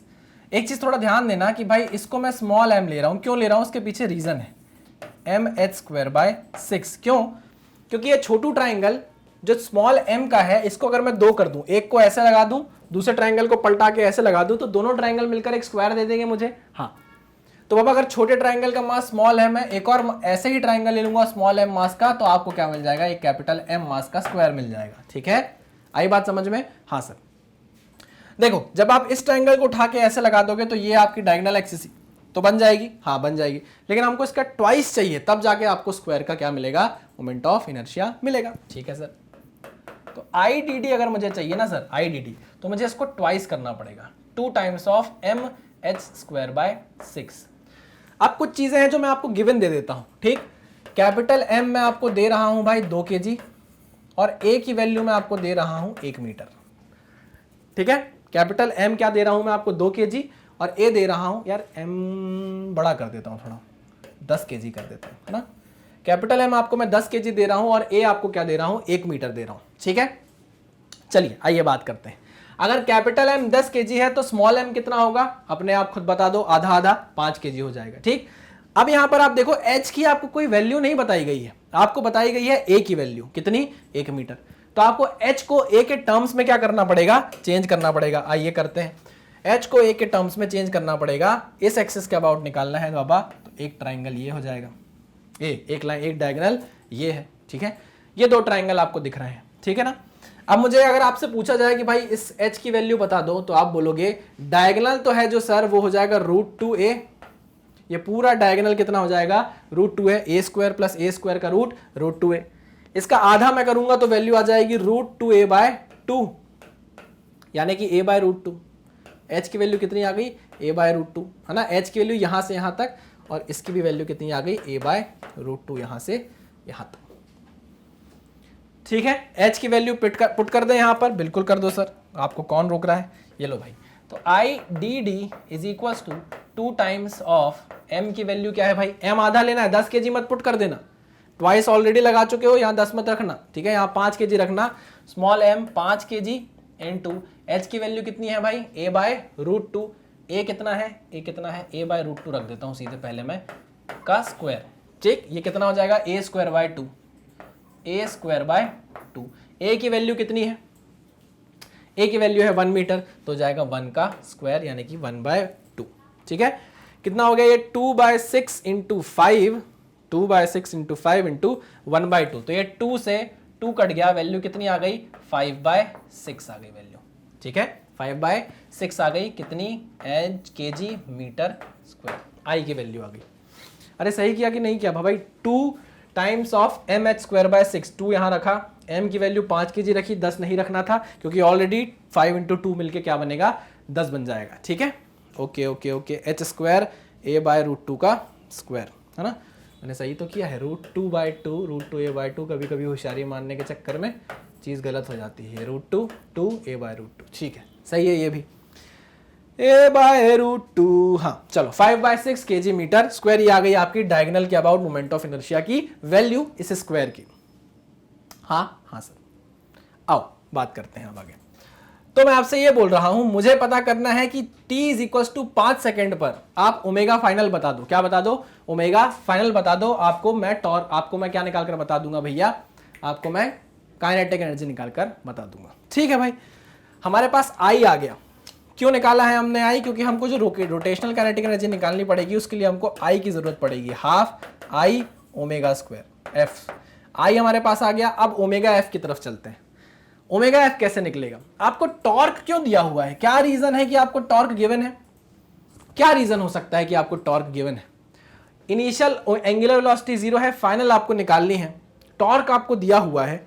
सर मुझे मुझे मुझे मुझे अब समझ में आया, मुझे ये समझ में आया सर कि इसमें मैं ये इक्वेशन लगा सकता हूं, इक्वेशन ऑफ मोशन। ये देखो अल्फा टी, ये वाली इक्वेशन लगा सकता हूं। हाँ कैसे, ओमेगा नॉट 0 आपको गिवन है, ओमेगा एफ आपको निकालना है, अल्फा अगर कहीं से पता चल जाए, टी आपको गिवन है। अल्फा कैसे पता चलेगा, तो इस अल्फा को पता करने के लिए ही तो आपको टॉर्क दिया हुआ है, torque is equal to I alpha. Tau is equal to कितना है आपको, 2 न्यूटन मीटर। आई की वैल्यू कितनी आई है, 5/6 kg मीटर स्क्वायर, और अल्फा आपको यहां से निकालना है, कितना हो जाएगा 12/5। अल्फा की वैल्यू कितनी आ जाएगी, 12/5 radian per second square. This is the value of alpha. आप क्या करो, अल्फा को उठाओ, यहां पुट करो, वैल्यू निकालो ओमेगा एफ की। चलो करें कंटिन्यू, हाँ सर करो। अब देखो ओमेगा एफ आपको फाइंड आउट करना है, is equal to 0, omega not 0 plus alpha की वैल्यू कितनी आई, 12/5 radian per second, 12/5 radian per second into time की वैल्यू कितनी है 5 सेकेंड, तो भाई 5 से 5 कटा, तो ओमेगा एफ की वैल्यू कितनी आ गई 12 रेडियन पर सेकेंड। काम खत्म, खल्लास, फिनिश। अब रोटेशनल काइनेटिक एनर्जी के लिए बचा ही क्या भाई, यहां वैल्यू पुट करो ना, इधर वैल्यू पुट करो, half I omega F square, तो ये हो गया आई, हाफ आई की वैल्यू आ गई कितनी 5/6, और ओमेगा स्क्वायर कितना आ गया 12 का स्क्वायर, यानी 12 इंटू 12, तो ये हो गया 6 2 ज़ा 12, 2 6 ज़ा 12, ये हो गया 5 दूनी 10, 60 है ना। तो रोटेशनल काइनेटिक एनर्जी कितनी आ गई 60 जूल। रोटेशनल काइनेटिक एनर्जी कितनी आ गई भाई 60 जूल। ठीक है, आई होप आप क्वेश्चन समझ गए होंगे, कुछ ऐसा खास था नहीं इस क्वेश्चन में, बहुत आसानी से आपने क्वेश्चन को कर लिया होगा। पक्का 100%? जी सर, बिल्कुल सही कह रहे हैं आप, आ गया है सर हमें समझ में। चलो इसको नोट डाउन करो, फिर हम आगे नेक्स्ट क्वेश्चन को देखते हैं, समझते हैं। अगर क्वेश्चन है तो ठीक, कोई टॉपिक है तो उसे समझेंगे। आइए, करूं क्लियर? कर दीजिए सर, कर दीजिए सर। आओ। ओह, फिर कोई क्वेश्चन आ गया आपके सामने। A wheel of moment of inertia 5 kg metre square rotating under a torque of 5 newton metre. अच्छा, मोमेंट ऑफ इनर्शिया दे दिया है, टॉर्क दे दिया है, find the work done by torque in 10 seconds. Work done by torque in 10 seconds. Work done by torque in 10 seconds के लिए आपको एक फॉर्मूले की जरूरत पड़ेगी जो मैं अपने दिमाग में लेकर चल रहा हूं। वर्क डन बाय टॉर्क होता है सर टाउ डी थीटा। ठीक, टाउ डी थीटा होता है ना। अगर स्मॉल वर्क डन लेंगे हम तो हम स्मॉल वर्क डन के लिए बोल सकते हैं ये टाउ डी थीटा होता है ना। हाँ सर, ठीक है। इसके लिए सर, इसके लिए मुझे पता है कि यहाँ पे टॉर्क अगर कांस्टेंट है तो ये डी थीटा का इंटीग्रेशन होगा थीटा 1 से लेके थीटा 2 तक, और ये बन जाएगा थीटा। क्या बन जाएगा? थीटा। तो इंटीग्रेट होके क्या वैल्यू आएगी भाई? Theta F, theta 2 minus theta 1, या मैं इसको theta final minus theta initial कर लूँ। ठीक है ना। देखो टॉर्क आपको गिवन है, वर्क डन आपको निकालना है, आपके पास ये नहीं है, ये आपके पास नहीं है, इसको नोन है। क्या करोगे, कैसे फाइंड आउट करोगे इस एंगुलर डिस्प्लेसमेंट की वैल्यू? सर जो गिवन है जरा उसको लिखिए, जरा उसको लिखिए, हम उससे निकालने की कोशिश करते हैं। मोमेंट ऑफ इनर्शिया आपको 5 kg मीटर स्क्वायर दिया हुआ है, और दूसरी चीज आपको टॉर्क दिया हुआ है 5 न्यूटन मीटर का। अरे sir tau is equal to I alpha से अल्फा आ जाएगा, है ना। हमको चाहिए थीटा, तो इक्वेशन ऑफ मोशन लगा देंगे, second equation of motion. Okay okay okay, nice nice nice, I got that sir. 5 is equal to 5 into alpha, tau is equal to I into alpha. तो अल्फा की value कितनी आ गई भाई? 1 radian per second square. कुछ भी दिक्कत, कोई भी परेशानी? कोई दिक्कत कोई परेशानी हो तो मुझसे बोलो। नहीं सर, अल्फा की वैल्यू जैसी आपकी नजरों के सामने आई, मेरी अखियों के सामने ही रहना। अब आपको निकालना है क्या भाई? आपको निकालना है आपका थीटा, एंगुलर डिस्प्लेसमेंट, है ना। एंगुलर डिस्प्लेसमेंट क्या फॉर्मूला होता है भाई इसका? इसका फॉर्मूला होता है sir omega naught T plus half alpha T square. ठीक है। इनिशियल वेलोसिटी आपको कहीं कोई दिख रही है क्या? नहीं सर, है ना। चलो, कोई इनिशियल वेलोसिटी आपको नहीं दी गई है एंगुलर वेलोसिटी, तो उसको कर दो 0। आपको ये फाइंड आउट करना है। आइए आइए आइए आइए आइए, हाफ इंटू अल्फा की वैल्यू आपके पास है 1 radian per second square, time आपको दिया हुआ है 10 सेकेंड, तो ये हो जाएगा 10 का स्क्वायर, 10 का स्क्वायर यानी कि 100, ये कट जाएगा, ये हो जाएगा 50। तो आपके पास डेल्टा थीटा यानी कि थीटा एफ माइनस थीटा आई कितना आया है? 50 रेडियन। ठीक, क्या करो, इसको उठाओ, उठाकर यहां पुट कर दो, आपके पास वर्क डन बाय टॉर्क आ जाएगा। तो work done by torque is equal to tau की वैल्यू कितनी है? टाउ की वैल्यू है 5 newton metre, 5 newton metre into 50, तो वैल्यू कितनी आ गई? हाँ 250 न्यूटन मीटर। चलो, ये आ गई आपकी value work done by torque की। कुछ दिक्कत कोई परेशानी? नहीं सर, क्या ही परेशानी होगी, सब तो गिवन है। अल्फा निकाल लिया, अल्फा यहाँ पुट करना था, पुट कर दिया, इक्वेशन निकाली, इनिशियल एंगुलर वेलोसिटी 0, वैल्यू निकाल ली, आ गई, पुट कर दी, आंसर। ठीक है सर, बढ़िया, कोई दिक्कत नहीं है। आप इसको भी नोट डाउन कर लें, हम आगे फिर बढ़ते हैं। ठीक है, चलिए नेक्स्ट। क्लियर? आ जाओ भाई नेक्स्ट। अब देखो, ये क्वेश्चन भी बहुत अच्छा है, तगड़ा क्वेश्चन है ना। मैं कोशिश करूंगा कि इस क्वेश्चन को समझाऊं और समझाते समझाते सॉल्व कर दूं, है ना, ज्यादा हमें लिखने की जरूरत ना पड़े। तो आइए जरा क्वेश्चन को समझते हैं। A rod of mass m and length L is connected, L is connected with a light rod of length L. The composite rod is made to rotate with angular velocity omega as shown in figure. चलो, तो मैं आपको बता देता हूं, ये इसका centre of mass है, इसके अबाउट ये एंगुलर वेलोसिटी ओमेगा से घूम रही है। ठीक है। The composite of made to rotate with angular velocity as shown in the figure, ये ऐसे घूम रही है ओमेगा से, और इसका भी ओमेगा क्या है भैया? Okay okay okay okay okay, इसका ओमेगा आपको दिया हुआ है ओमेगा डैश, मान लो ये इस डायरेक्शन में घूम रही है। ठीक है, पक्का 100%। मतलब ये इसके अबाउट भी क्या कर रही है, रोटेट कर रही है अपने सेंटर ऑफ मास के अबाउट। वो पूछ रहा है कि बताओ ट्रांसलेशनल काइनेटिक एनर्जी क्या होगी। बाबा हम जानते हैं कि जब इसको घुमाया जाएगा तो इसके पास सेंटर ऑफ मास की वेलोसिटी होगी vc। तो ट्रांसलेशन काइनेटिक एनर्जी आप बता सकते हो अगर इसका मास स्मॉल m है तो आप बोलोगे हाँ सर ट्रांसलेशन काइनेटिक एनर्जी मैं बता सकता हूँ, ये होगी हाफ, मास कितना है भाई स्मॉल m, मास है स्मॉल m, वेलोसिटी है vc स्क्वायर। ठीक है। रोटेशनल काइनेटिक एनर्जी आप बता सकते हो इस रॉड की, रोटेशनल काइनेटिक एनर्जी बता सकते हो, हाँ सर इस रॉड की रोटेशनल काइनेटिक एनर्जी बता सकता हूँ मैं आपको, वो कितनी होगी, ये होगी सर हाफ, इसका I होगा सेंटर ऑफ मास के अबाउट, इसका I सेंटर ऑफ मास के अबाउट इनटू ओमेगा डैश का स्क्वायर। ठीक है। मान लेते हैं अगर थोड़ी देर के लिए ओमेगा सेम है ना, मान लिया हमने ओमेगा सेम है तो ये हो गया I centre of mass omega square. ठीक है। ICOM बता सकते हो आप इस रॉड का ICOM बता सकते हो, ml स्क्वायर बाय 12 होगा सर, ये half ml square by 12 into omega, तो ये कितना हो गया 12 दूनी 24। ठीक है ना, ठीक है कि नहीं, हाँ सर। तो ये हो गया ml स्क्वायर ओमेगा बाय 24। कोई दिक्कत कोई परेशानी नहीं सर। अच्छा ओके। अब वो बोल रहा है टोटल काइनेटिक एनर्जी बता दो, क्या बता दो, टोटल काइनेटिक एनर्जी बता दो। टोटल के लिए आप क्या करोगे, इसको और इसको क्या कर दोगे, ऐड कर दोगे। लेकिन अब बात वही है कि इसको और इसको ऐड करने के लिए वेरिएबल भी तो सेम होना चाहिए, वेरिएबल भी क्या होना चाहिए, सेम होना चाहिए। ठीक है, हाँ सर। ओमेगा, अब आप देखो ओमेगा जो है उसके साथ मल्टीप्लाइड है एल स्क्वायर, ठीक है ना, और वहां पर है हाफ एम वीसी स्क्वायर। अब हम क्या करें ऐसा कि दोनों वेरिएबल क्या हो जाए भाई, बराबर हो जाए। तो भाई हमने देखा जरा सा, हमने बोला ये जो VC है अगर हम यहां से देखें, क्योंकि ये जो पूरी चीज है, ये जो पूरा सिस्टम है वो इस एक्सिस के अबाउट रोटेट हो रहा है पूरा कि नहीं, हाँ ओमेगा से हो रहा है कि नहीं हो रहा है सर। तो सर मैं ये बोलना चाहता हूं कि यहां से सेंटर ऑफ मास की डिस्टेंस कितनी होगी, ये होगी सर L, ये होगी L/2, होगी कि नहीं होगी। तो हम VC को क्या ये लिख सकते हैं sir, VC is equal to R omega होता है, तो R ओमेगा मतलब L plus L/2 is 3L/2 into omega, 3L/2 into omega, हाँ कि ना, हाँ सर, हाँ सर, हाँ सर, हाँ सर, हाँ सर, हाँ सर। लो भाई तो मैं इसको इस तरीके से लिख देता हूं, हाफ M VC स्क्वायर यानी कि 3L/2 ओमेगा का होल स्क्वायर।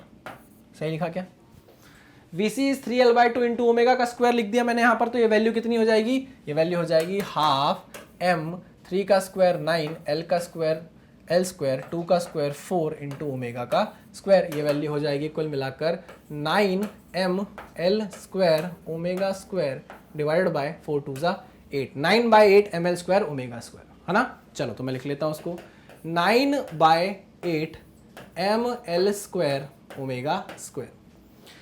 अब ये काइनेटिक एनर्जी थी ट्रांसलेशन की, ये रोटेशनल काइनेटिक एनर्जी थी। आपको टोटल काइनेटिक एनर्जी चाहिए तो इनको हम ऐड कर सकते हैं, सिंपली ऐड हो जाएंगे। तो टोटल काइनेटिक एनर्जी टोटल कितनी आएगी भाई, 9/8 ml square omega square plus ml square omega upon 24। अच्छा यहाँ पर ओमेगा स्क्वायर है तो उसको ओमेगा स्क्वायर कर देते हैं, ठीक है ना। ICOM ओमेगा स्क्वायर, ये लो।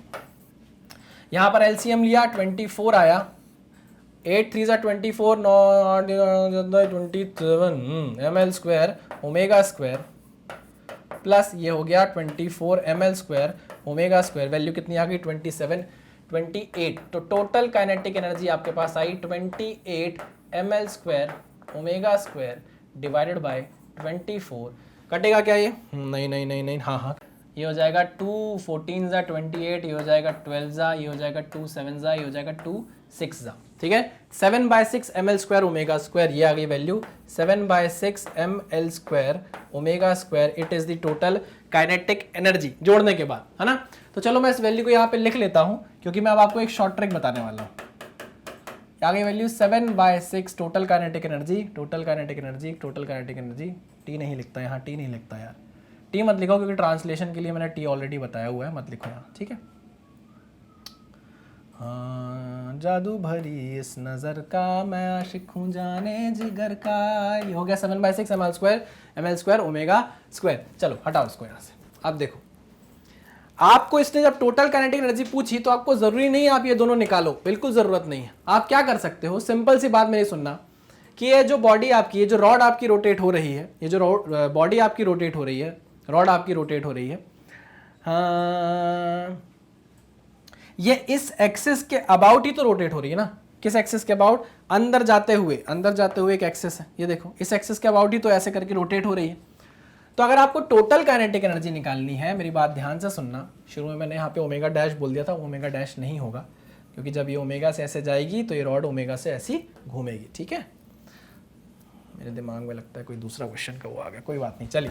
हाँ, तो मैं ये बोल रहा था कि जब ये रॉड ओमेगा से ऐसे जाएगी तो ये वाली रॉड ओमेगा से ऐसे घूमेगी, ठीक है ना, ऐसा ही होगा। चलिए, तो मैं आपसे बोला था कि अगर आपको सीधे सीधे टोटल काइनेटिक एनर्जी निकालना हो तो पता है क्या करना होगा, आप इस बॉडी की, इस रॉड की जिस एक्सिस के अबाउट रॉड रोटेट कर रही है ना, उस एक्सिस के अबाउट, मान लो इसका पॉइंट आप ले लो P, तो इस P पॉइंट के अबाउट जो एक्सिस जा रही है, इस एक्सिस के अबाउट आप इसका मोमेंट ऑफ इनर्शिया निकाल लो, है ना।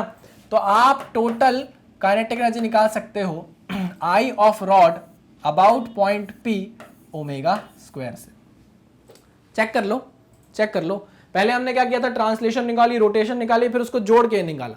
अगर आप ये करते हो तो आपके पास सीधे सीधे क्या आ जाएगी, टोटल काइनेटिक एनर्जी आएगी। करना क्या है, इस केस में हम ये कर रहे थे, रोटेशनल काइनेटिक एनर्जी में हम इस रॉड की रोटेशनल काइनेटिक एनर्जी निकाल रहे थे इस एक्सिस के अबाउट, इस एक्सिस के अबाउट ये घूम रही है ना, तो इस एक्सिस के अबाउट निकाल रहे थे, ट्रांसलेशन कर रहे थे इस रॉड को सीधे सीधे नीचे ले जाके। अब हम क्या कर रहे हैं, इस रॉड की रोटेशनल काइनेटिक एनर्जी निकाल रहे हैं इस एक्सिस के अबाउट, ठीक है। तो आपके पास टोटल काइनेटिक एनर्जी आ जाएगी, ठीक है। आइए, तो सबसे पहला टास्क है आपका रॉड का मोमेंट ऑफ इनर्शिया निकालना about point P, about the axis passing through point P। कैसे निकलेगा, बहुत आसान है।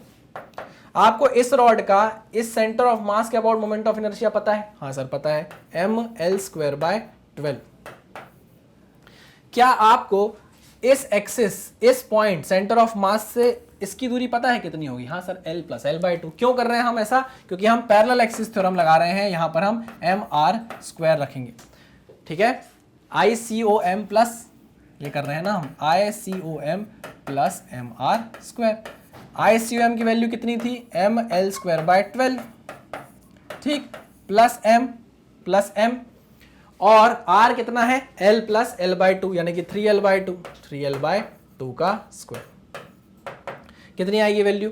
3L/2 का स्क्वायर मतलब 3 3 9/4, ठीक है, 9/4। तो ये हो जाएगा mL²/12 प्लस ये हो जाएगा 9mL²,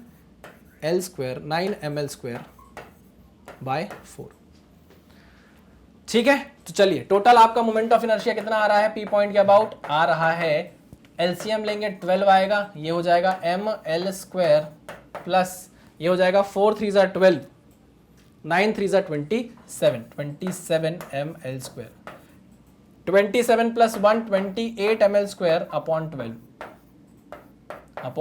12। This is the moment of inertia of the rod about this axis, ठीक है। चलो इसको उठाओ, यहां पुट कर दो, हाफ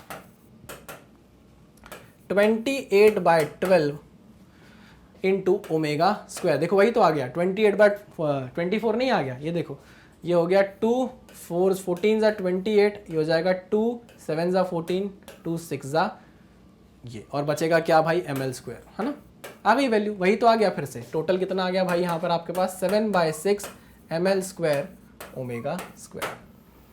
सेम वही चीज, यह है शॉर्टकट और वो था लॉन्ग कट। अलग अलग निकालो और जोड़ दो, या फिर एक ही ऑब्जेक्ट को आप कंसीडर करो और जिस पॉइंट के अबाउट वो घूम रहा है, जिस एक्सिस के अबाउट वो घूम रहा है, उस एक्सिस के अबाउट उसका रोटेशन क्या कर लो? कंसीडर कर लो। सिंपल, कोई बड़ी बात नहीं है, टेंशन वाली बात ही नहीं थी। अच्छा क्वेश्चन था, हमने देखो बहुत सारे क्वेश्चन कर लिए हैं, हमको अब समझ में आ जाना चाहिए रोटेशनल काइनेटिक एनर्जी में ऐसा कुछ नहीं है जिसका बहुत हवा बनाया जाए, ठीक है। आपने ये लिख लिया है, उसको नोट डाउन कर लो, फिर हम आगे बढ़ते हैं। चलो, क्लियर। नेक्स्ट, ये क्या हो गया? नेक्स्ट, अब हमें पढ़ना है भाई work energy theorem for rotational motion. Rotational motion छोड़ो, पहले मुझे ये बताओ वर्क एनर्जी थ्योरम याद भी है कि नहीं? और उसकी कंडीशंस याद भी है कि नहीं? सर याद है, वर्क एनर्जी थ्योरम बहुत अच्छे से याद है सर हमको। क्या होती है work energy theorem? Work energy theorem हमें ये बोलती है work done by all forces is nothing but it is change in kinetic energy. यही स्टेटमेंट है हमारा वर्क एनर्जी थ्योरम का। ठीक, work done by all forces में आ जाते हैं हमारे conservative force, non conservative force और अदर फोर्सेस। जो भी फोर्सेस, अदर फोर्सेस सब मिला के जो भी काम करते हैं वो क्या आपको दिखता है, वो आपको काइनेटिक एनर्जी में चेंज के रूप में दिखता है। ये बात पक्की है? हाँ सर, ये बात पक्की है, ये बात पक्की है। बाबा ये चीज ऐसा नहीं है कि ये रोटेशनल मोशन में नहीं लग सकती, ये चीज रोटेशनल मोशन में भी लग सकती है, कोई बड़ी बात।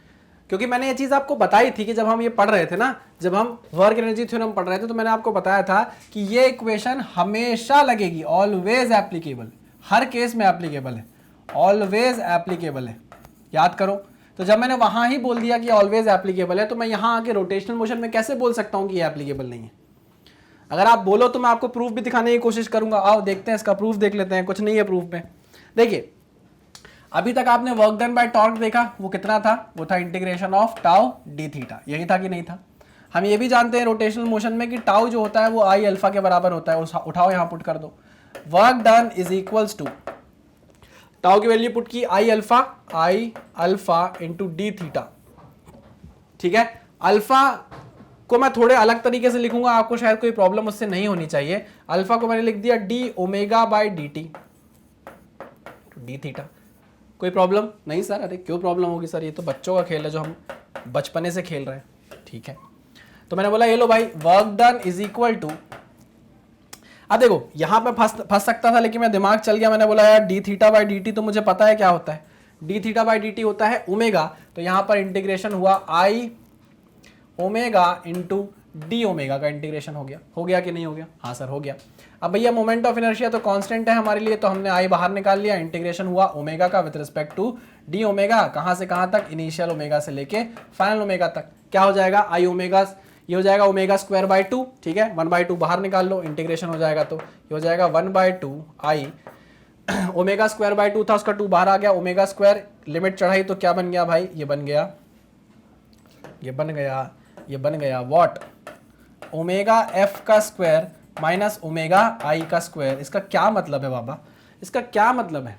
क्या आपको चेंज इन काइनेटिक एनर्जी नहीं दिख रहा क्या? Change in rotational kinetic energy नहीं दिख रहा क्या? हाँ, तो बाबा जैसे बाकी केसेस में work done by all forces kinetic energy के बराबर होता था, वैसे ही work energy theorem rotational motion में क्या हो जाएगा? Work done by all forces is equals to rotational kinetic energy. हाँ कि ना? हाँ कि ना? हाँ सर, ये हो तो गया। ये देखो, निकाली है कि नहीं निकाली हमने? चलिए, तो यहां से हमको समझ में आ गया कि ये जो केस है जो उसको हम पढ़ रहे हैं, वर्क एनर्जी थ्योरम का ही केस है इन रोटेशनल मोशन। ठीक है ना? पक्की बात है? हाँ सर, ये प्रूफ कर दिया यार, कुछ भी नहीं था इसमें।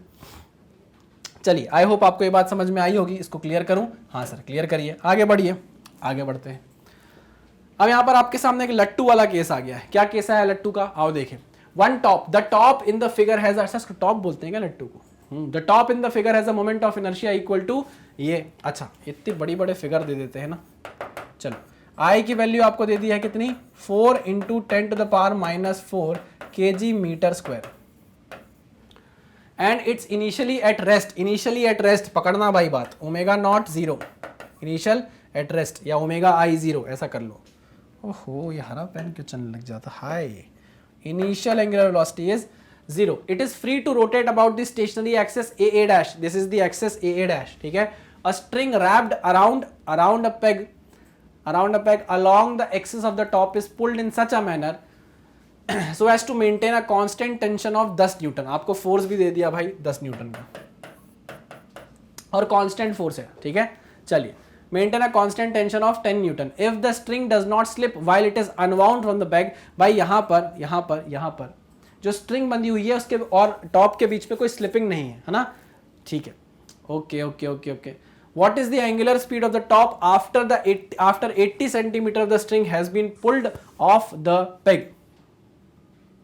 ठीक है भाई, देख लेते हैं। आपको क्या फाइंड आउट करना है? आपको ओमेगा एफ फाइंड आउट करना है ना? यही फाइंड आउट करना है ना? हाँ सर, आपको ओमेगा एफ फाइंड आउट करना है। ठीक है, वो ये बोल रहा है what is the angular speed of the top after 80 centimetre the string has been pulled off the peg. तो ये जो स्ट्रिंग पुल हुई है, पूरा खेल इसी का है। अगर आप स्ट्रिंग पुल होने से नहीं पकड़ पाए कि ये क्या हो रहा है, तो फिर क्वेश्चन में आप फंस जाओगे। देखो, स्ट्रिंग जब पुल की गई है, स्ट्रिंग यानी खींची, तो उसने बोला कि आपने कितनी खींच ली है स्ट्रिंग, 80 सेंटीमीटर। बाबा आपने 80 सेंटीमीटर खींच ली होगी, उससे क्या किया होगा आपने, जब आपने स्ट्रिंग को खींचा होगा उससे आपने लट्टू को घुमाया ही तो होगा, वर्क ही तो किया होगा। फोर्स से जब आपने रस्सी को खींचा होगा उससे आपने लट्टू को घुमाया ही होगा, आपने वर्क ही परफॉर्म किया होगा। क्या ये बात सही है? क्या जिस डायरेक्शन में डिस्प्लेसमेंट हुआ है, रस्सी जिस डायरेक्शन में खिंची है, क्या उसी डायरेक्शन में फोर्स लग रहा है? रस्सी जिस डायरेक्शन में खींच रही है, क्या उसी डायरेक्शन में फोर्स लग रहा है? हाँ सर, उसी डायरेक्शन में फोर्स लग रहा है। तो क्या यहां पर आप वर्क डन निकाल सकते हो बाय फोर्स? हाँ सर निकाल सकते हैं, F इंटू डेल्टा आर से। जिस डायरेक्शन में रस्सी खींच रही है उसी डायरेक्शन में फोर्स लग रहा है, तो वर्क डन कितना हो गया बाबा? वर्क डन हो गया, फोर्स कितना लगाया आपने? फोर्स लगाया 10 न्यूटन। रस्सी खींची आपने 80 सेंटीमीटर, 80 को चेंज किया हमने, 80 को हमने चेंज किया, है ना? हाँ, 8 जूल का वर्क आपने कर दिया लट्टू पे। लट्टू को घुमाने के लिए आपने कितना वर्क कर दिया भाई? 8 जूल का वर्क कर दिया। अच्छा, अभी अभी हमने पढ़ा है, हमसे पूछा है उसने कि भाई बताओ फाइनल एंगुलर वेलोसिटी कितनी होगी। अभी हमने पढ़ा है कि वर्क एनर्जी थ्योरम हम रोटेशनल मोशन भी लगा सकते हैं, हाँ कि ना? कैसे लगा सकते हैं? बिल्कुल लगा सकते हैं। हम बोल सकते हैं कि work done in rotational motion और work done by all forces is equal to change in kinetic energy, यानी कि हाफ आई तो चेंज नहीं होने वाला, ओमेगा एफ का स्क्वायर माइनस ओमेगा आई का स्क्वायर। ठीक, ओमेगा आई तो 0 है, आपको ओमेगा एफ ही तो फाइंड आउट करना है। वर्क डन आपने ऑलरेडी निकाल लिया, वर्क डन आपने ऑलरेडी निकाल दिया 8 जूल के बराबर। ओमेगा एफ का स्क्वायर है, आपको ओमेगा एफ की वैल्यू निकालनी है। आई की वैल्यू कितनी है बाबा? आई की वैल्यू आपको गिवन है 4 into 10 to the power -4, 4 into 10 to the power -4 into omega F का स्क्वायर। ठीक है, ये हो गया 8, 4 2 ज़ा 8, 2 1 2 2 ज़ा 4, ये 4 आ गया। ठीक है, 4 4 4 4 4 10 टू द पावर -4 नीचे जाएगा, ऊपर आके 10 टू द पावर 4 बन जाएगा। ठीक है ना, 4 इंटू 10 टू द पावर 4 बन जाएगा। तो यहां से ओमेगा एफ कितना निकल कर आ जाएगा? निकल कर आ जाएगा 200 रेडियन पर सेकेंड। यही तो आपको निकालना था। जो जो दिया हुआ है क्वेश्चन में, एक एक चीज यहां पर नोट डाउन करते चलो। गिवन में जब आप गिवन में नोट डाउन करते चलते जाओगे ना, तो आपका दिमाग खुद एक रास्ता बनाता जाएगा। अच्छा, ये गिवन है तो क्यों गिवन है, अगर ये गिवन है तो क्यों गिवन है, क्या इनके बीच में कोई रिलेशन है, क्या इनके बीच में कोई फॉर्मूला लग सकता है। उससे आप अननोन की तरफ भागोगे कि अननोन, अच्छा हाँ ये है अननोन और इसलिए हमको ये चीजें गिवन है। आई बात समझ में? हाँ, तो बहुत अच्छा क्वेश्चन था। एक लट्टू के माध्यम से हमने अपनी रोटेशनल काइनेटिक एनर्जी को क्या कर लिया है भाई? समझ लिया है। ठीक है, पक्का 100%? हाँ सर। चलो आगे बढ़े, क्लियर करूं इसको? हाँ सर, इसको आप क्या कर दीजिए? क्लियर कर दीजिए। अरे क्लियर हो जा, क्लियर हो जा। हाँ क्लियर हो गया। चलिए भाई, तो इस लेक्चर में आगे और क्वेश्चन तो नहीं बचे हैं हमारे? नहीं। अब हमको कंजर्वेशन ऑफ मैकेनिकल एनर्जी पढ़ना है। रोटेशनल काइनेटिक एनर्जी में ही हमको कंजर्वेशन ऑफ मैकेनिकल एनर्जी पढ़ना है। बट क्योंकि ये लेक्चर काफी लंबा जाने लगा है, तो हम इस लेक्चर को यहीं पर एंड करते हैं। मैं नेक्स्ट लेक्चर में आपको पढ़ाऊंगा क्या? Conservation of mechanical energy in rotational motion. Conservation of mechanical energy आपको याद करना होगा। नहीं, अगर आपको याद है तो आप जाओ और वापस जाकर आप देखो वर्क एनर्जी एंड पावर का लेक्चर। वहां पर मैंने आपको कंजर्वेशन ऑफ मैकेनिकल एनर्जी के बारे में, पोटेंशियल एनर्जी के बारे में, वर्क एनर्जी थ्योरम के बारे में बहुत अच्छे से डिस्कशन करके बताया है, क्वेश्चंस करवाए। ठीक है, पक्का जब आप वो चीज़ समझ में आ जाएगा, रिविजन कर लोगे, तो आपको ये सारी चीज़ें बहुत हलवा लगने लगेंगी। ठीक है, चलिए भाई, तो इस लेक्चर को करते हैं यहीं पर ख़त्म। मिलते हैं नेक्स्ट लेक्चर में, तब तक सावधान रहिए, सतर्क रहिए। Thank you very much.